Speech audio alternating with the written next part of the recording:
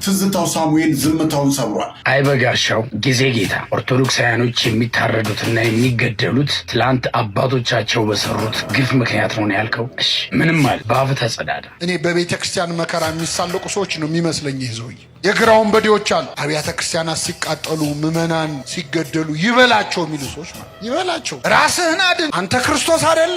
እመቤቴ ማርያምን ምዬ ነው የምነግርህ። ነገ ኢትዮጵያ ውስጥ እንደዚህ ማህተብ እየታየ መስቀልህ እየታየ በኮንፊደንስ ማህተብ አድርገህ እንዳትንቀሳቀስ ነው የምትደረገው። እሺ የ8 ዓመት ልጅ መገደል የለባትም የ80 ዓመት አዛውንት መገደል የለበትም ብሎ ጥሪ ማድረግ ማሽቃበጥ ከሆነ ማሽቃበጥ በጣም ደስ ይላል።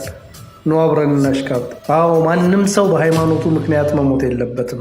የሰው ልጅ መሞት የለበትም። የሰው ልጅ መገደል የለበትም። ማንም ይሁን ምንም ይህንን መናገር ማሽቃበጥ ከሆነ ይኸው ቻሌንጁን ተቀላቀያለሁ። ብዙ ፕሮቴስታንቶች ኑና ሽቃበጥ፣ ብዙ ሙስሊም ወንድሞቼ ኑና ሽቃበጥ። በአርሲ የተጨፈጨፉት ሰማዕታት እንግዲህ ሰማዕታት ዘመኔ ነው ያለነው። በእርግጥ አሁን እና የቤተክርስቲያን ታሪክ ስለማናነብ እኮ ነው። አሁን በጣም ትልቅ ፈተና ላይ እንዳለና ይሰማናል። ኔሮን የተባሉ ንጉሥ እኮ ታውቃላችሁ ክርስቲያኖችን በየግንብ ጫፍ ላይ ያስቀምጣቸው ነበር አስሮ እና ሰም ላያቸው ላይ ደፍቶ የቀለጠ ሰም ላያቸው ላይ ደፍቶ ያበራቸው ነበር። እንደ መንገድ መብራት ነበር ክርስቲያን እኮ። አቤቱ ደግሰህ አልቋልና ከምድርም ፍቅር ጠፍቷልና እንደ ቸርነት እመቤቴን ማርያምን ምዬ ነው የምነግርህ። ነገ ኢትዮጵያ ውስጥ እንደዚህ ማህተብ እየታየ መስቀልህ እየታየ በኮንፊደንስ ማህተብ አድርገህ እንዳትንቀሳቀስ ነው የምትደረገው። ዛሬ በአርሲ የሚገደሉ ኦርቶዶክሳውያን አይገደሉ ብለህ ስትጮህ ነገ አንተን ህልውና እያረጋገጥክ ነው የምትሄደው። ንቃ፣ ግዴለም። ፍትህ ለኢትዮጵያ ኦርቶዶክስ ተዋህዶ አማኞች ብለህ ጩህ። ፍትህ በግፍ ለሚታረዱት ኦርቶዶክሳውያን በአርሲ ውስጥ በማህተባቸው በእምነታቸው ምክንያት ለሚታረዱት ብለህ ጩህ። አትፍራ። ከዚህ በላይ ሞት የለም። ከዚህ በላይ መከራ የለም። ግዴለህም። መታሰርን አትፍራ። መታሰርን ፈርታችሁ ከሆነ የማታወሩት ድምፅ የማትሆኑት ግዴላችሁ። ዛሬም ፍትህን በል። በቴሌግራም ግሩፕ ላይ የሚለቀቀውን ኦርቶዶክሳዊ በመሆኑ በቁሙ የተቃጠለውን ሰውዬ ገላ ብታዩ እንደው ቲክቶክ ያስወርደዋል ብዬ ነው እንጂ ፖስት አድርጌ ባሳያችሁ 24 ሰዓት ሆኖኛል። እሱን ቪዲዮ እሱን ፎቶ ካየው በኋላ እንቅልፍ የሚባል ነገር ባይኔ መዞር አቅቶታል። ግዴለህም። ፍትህ በል። ፍትህ ብትል ነገ ልጅህ እንደ ልቡ የአምልኮ ስርዓት እንዲፈጽም ነው የምታደርገው። ነገ አንተ ማህተብን አድርገ አንገትን ሳትደፋ የራስህን ህልውና ነው የምታስጠብቀው። ይድረስ በካናዳ ካልጋሪና አካባቢው ለምትገኙ ባለማህተቦች በሙሉ በአጠቃላይ ይድረስ በሰሜን አሜሪካ፣ በአውስትራሊያ፣ በዱባይ፣ በአውሮፓ ለምትገኙ ባለማህተቦች በሙሉ በሀገራችን ኢትዮጵያ በአርሲ ዞን በአጠቃላይ በሀገራችን መልኩን እየቀያየረ ሁኔታ እየቀያየረ ኦርቶዶክሳዊነት ላይ መሰረት ያደረገ ጥቃት እየተፈጸመብን ይገኛል። በአርሲ ዞን ይህንን አሰቃቂ እልቂት የአካባቢው ሹመኞች ቢደብቁት ሲኖዶሱ በሚገባው ልክ ባይናገርበት ሁላችን ድምጻችንን ከፍ አድርገን ጥሪ ለማሰማት በያለንበት አካባቢ ሰልፍ እንድንወጣ የቀረበ ጥሪ ነው። በካልጋሪ አካባቢ ለምትገኙ እዚህ የቆምኩበት ቦታ ላይ ሲቲ ሆል አካባቢ ማለት ነው ኖቬምበር 9 ዕለተ እሁድ 3 PM ላይ ተገናኝተን በጋራ ለማህተባችንና ለባለ ማህተቦች ድምጻችንን እናሰማለን። በዲኤምቪና አካባቢው ዋይት ሃውስ አካባቢ እንደዛው እናንተም 4 PM ላይ የምትገናኙ ይሆናል። ይህ ጥሪ ዓለም አቀፍ ጥሪ ነው። በጠሯቸው አካባቢዎች የምትገኙ ካህናት አባቶች፣ ዲያቆናት ወንድሞች የለፋችሁላቸውና የምትለፉባቸው ኦርቶዶክሳውያን እንደ በግ እየታረዱ ነውና ድምጹን በጋራ እንድታሰሙ ጥሪ እናስተላልፋለን። ኦርቶዶክሳዊነት ላይ መሰረት ያደረገ ጥቃት በአገራችን ኢትዮጵያ ላለፉት 7 ዓመታት እያሰቃየን ነው። ይህ ጥቃት ይህ ኦርቶዶክሳዊነትን ዝቅ ማድረግ ይብቃ።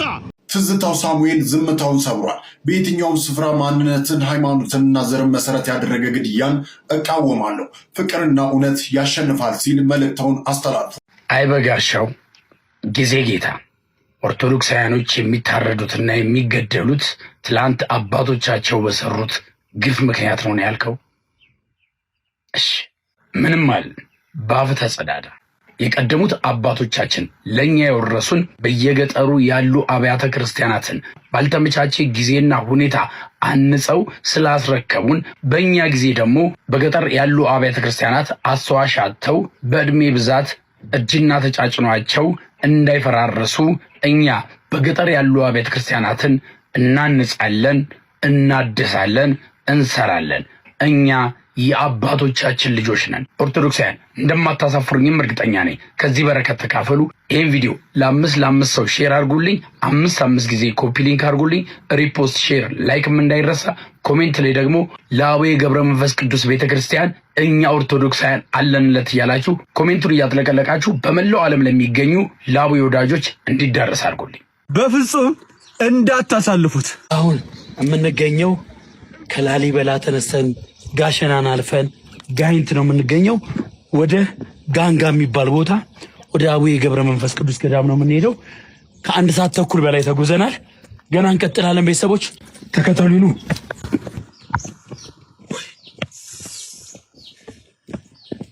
እንደምታዩት መንገዱን ፈታኝ ስለሆነ አንዷ ጓደኛችን ደክማብን አዝያት የተወሰነ መንገድ ድረስ ሄጃለሁ። መንገዱ እጅግ ፈታኝና አድካሚ ቢሆንም ብዙ ቁልቁለት፣ ዳገት የወጣን ተራራ የተጓዘን ቢሆንም በሚገርሙ ማራኪ በሆነው የአየር ንብረትና የተፈጥሮ አቀማመጥ እየተማረክን ጉዞአችንን በትንሹም ቢሆን ቀለል ያለ አድርጎልናል። የማይደረስ የለምና አባቶቻችን ጥሪ ወዳደረጉልን ወደ አምስቲያ አቡነ ገብረ መንፈስ ቅዱስ ቤተክርስቲያን በሰላም ደረስን። ቤተክርስቲያኑ ከተመሰረተ ረጅም ዓመታትን አስቆጥሯል። እንደምታዩት ቤተክርስቲያኑ ከዕድሜ ብዛት አንጻር ጉልላቱ ከላዩ ላይ ወድቋል። ወደ ቤተ መቅደሱ ሲገቡ ደግሞ እጅግ በሚያሳዝን ሁኔታ የቤተ መቅደሱ ጣራና ግድግዳ በምስጥ እየተበላ እየፈራረሰ ይገኛል። በጣም ያማል። እንደምታዩት ግድግዳውም የተሰራው በእንጨትና በጭቃ ስለሆነ እየፈራረሰ ይገኛል።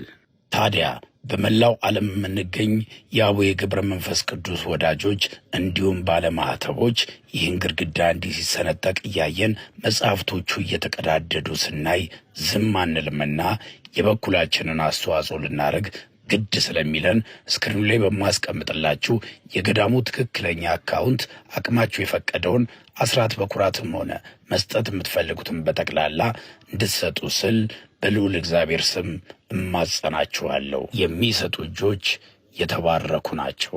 አቡነ ገብረ መንፈስ ቅዱስ በእኔም በእናንተም ቤት ይግቡ። የቆሰለ ሰው ይሰደባል ወይ? እንደዛ ስቃይ ላይ ያለ ይሰደባል ወይ? ተሳለቀበት። ራስህን አድን። እኔ በቤተ ክርስቲያን መከራ የሚሳለቁ ሰዎች ነው የሚመስለኝ። ይህ ሰውዬ የግራ ወንበዴዎች አሉ። አብያተ ክርስቲያናት ሲቃጠሉ፣ ምዕመናን ሲገደሉ ይበላቸው የሚሉ ሰዎች ማለት ይበላቸው። ራስህን አድን። አንተ ክርስቶስ አይደለህ? ሙት የምታስነሳ ድውይ የምትፈውስ እስቲን የሚሉ ማለት ክርስቶስን ዓርብ ዕለት ያልሰደበው አለ መሰላችሁ? እኔ ከሁሉም የሚገርሙኝ መንገድ ኃላፊዎች ሰድበውታል። በዛ ጋር ሲያልፉ ሰድበውት ያለፏል። አያውቁትም እኮ ግን የሁሉ ሰው የሰደበው መቼስ የሆነ ችግር ቢኖርበት ነው ብለው ስድብ አዋጥተው ሄዱ ሰዎች።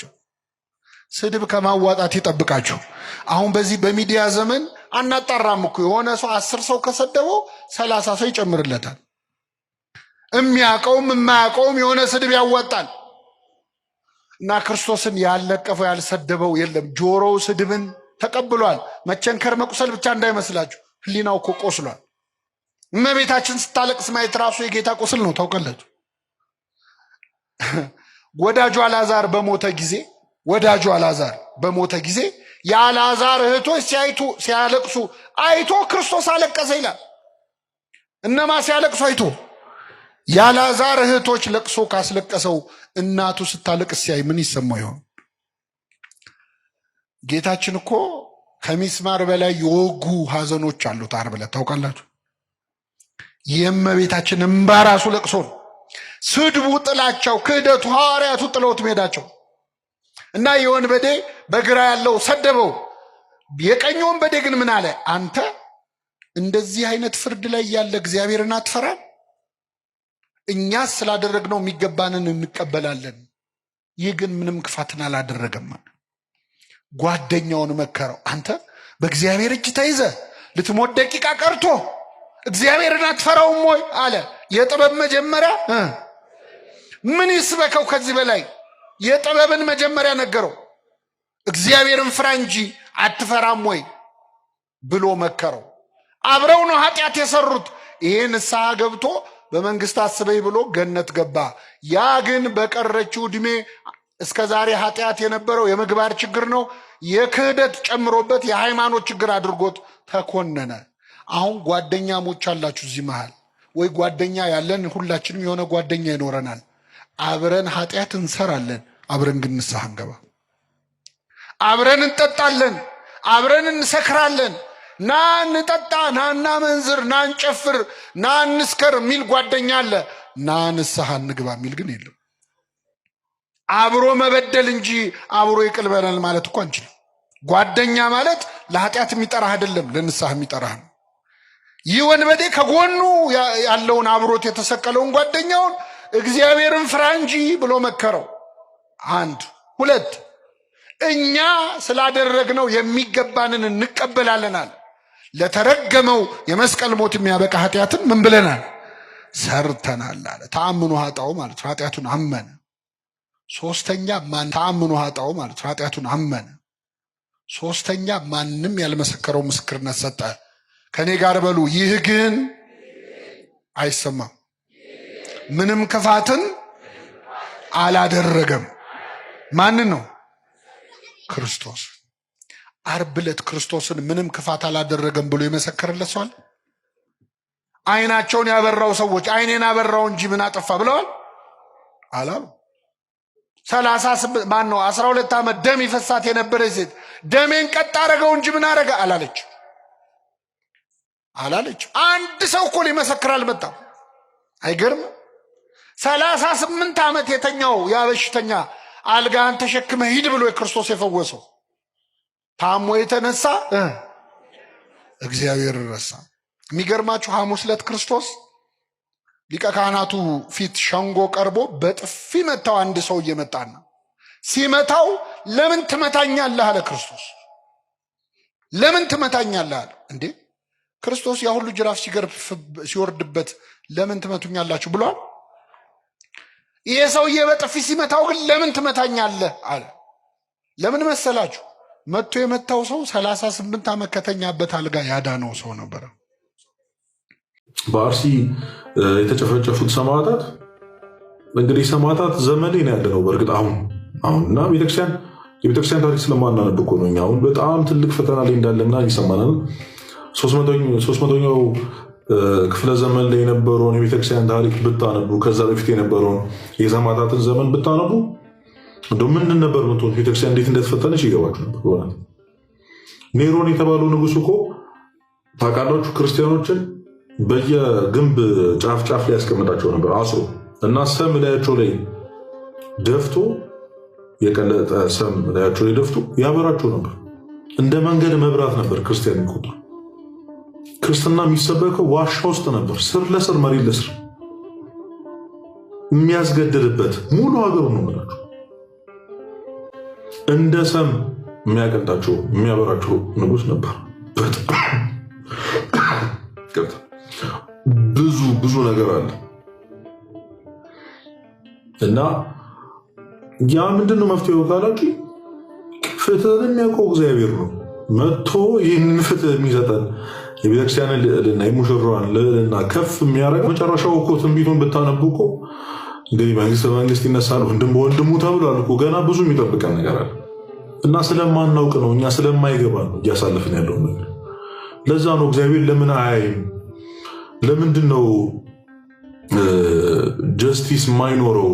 እግዚአብሔር እውነት ጥሩ አምላክ ቢሆን ኖሮ እግዚአብሔር ቢኖር ኖሮ እንደዚህ አይነት ደም መፍሰስ አይኖርም ነበር የሚል ሰው አለ። አሁን የምናሳልፈውን ነገር ከእግዚአብሔር ኤግዚስተንስ ጋር የሚያጋጨው ሰው አለ። ያ አይደለም ክርስትና። በትክክል ክርስቶስ እውነተኛውን ሰላም ቃል የገባልን ከሱ ጋር በሰማይ ስንኖር የምናገኘውን ሰላም። በዚህ ዓለም ግን እንፈተናለን፣ እንታሻለን በደንብ አድርገን ገና ብዙ እናያለን። ያ ማለት ግን ለቤተክርስቲያን መብት መቆም፣ ለቤተክርስቲያን ፍትህ መቆም ተገቢ አይደለም እያልኩ አይደለም።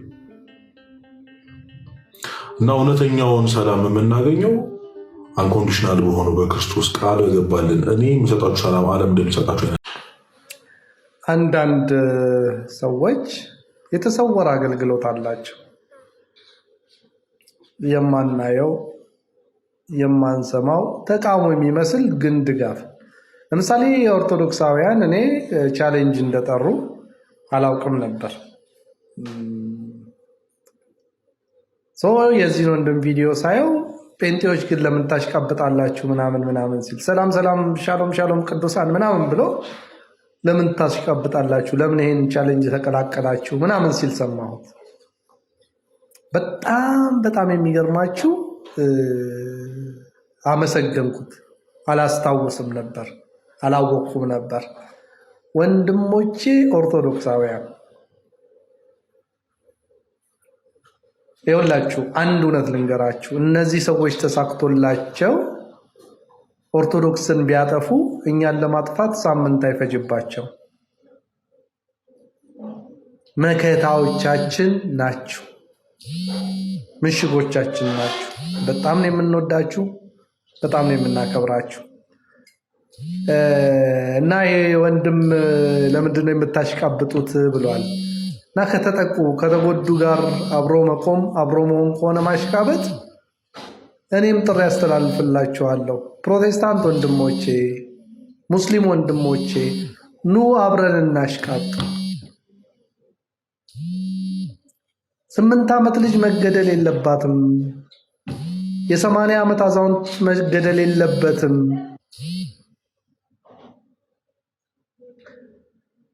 እሺ የ8 ዓመት ልጅ መገደል የለባትም፣ የ80 ዓመት አዛውንት መገደል የለበትም ብሎ ጥሪ ማድረግ ማሽቃበጥ ከሆነ ማሽቃበጥ በጣም ደስ ይላል። ኑ አብረን እናሽቃበጥ። አዎ ማንም ሰው በሃይማኖቱ ምክንያት መሞት የለበትም። ዩኒቨርሳል ዲክላሬሽን ኦፍ ሂውማን ራይት አንድ ሰው በማንነቱ በአመለካከቱ እና በሃይማኖቱ ምክንያት ከተገደለ የሰብአዊ መብት ጥሰት ነው ይላል። ጄኖሳይድ ነው እያደረጉ ያሉት። ጄኖሳይድን መቃወም አለብን ማንም ይሁን። እኔ በመንግስት ቦታ ብሆን እመኑኝ የዞኑን እንትን ምርመራ እንዲካሄድበት ነው የማደርገው። የሰው ልጅ መሞት የለበትም፣ የሰው ልጅ መገደል የለበትም ማንም ይሁን ምንም። ይህንን መናገር ማሽቃበጥ ከሆነ ይኸው ቻሌንጁን ተቀላቀያለሁ። ብዙ ፕሮቴስታንቶች ኑ እናሽቃብጥ፣ ብዙ ሙስሊም ወንድሞቼ ኑ እናሽቃብጥ። ዛሬ የቆምኩለት ወንድሜ ነው ነገ ለጥፋት አብሮኝ የሚቆመው። አከብራችኋለሁ፣ እወዳችኋለሁ።